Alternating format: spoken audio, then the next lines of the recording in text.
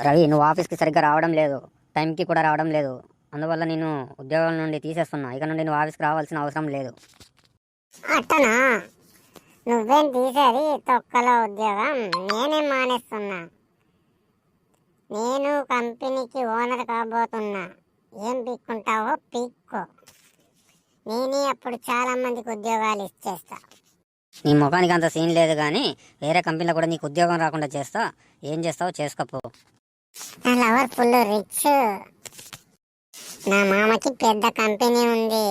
అతని కొడుకులు ఎవరు లేరు. ఆ కంపెనీకి నాదే. అప్పుడు నేనే కంపెనీకి ఓనర్ అయిపోతా. పిచ్చోడా. ఏ సురేష్, వీడు మాట్లాడేది నిజమేనా?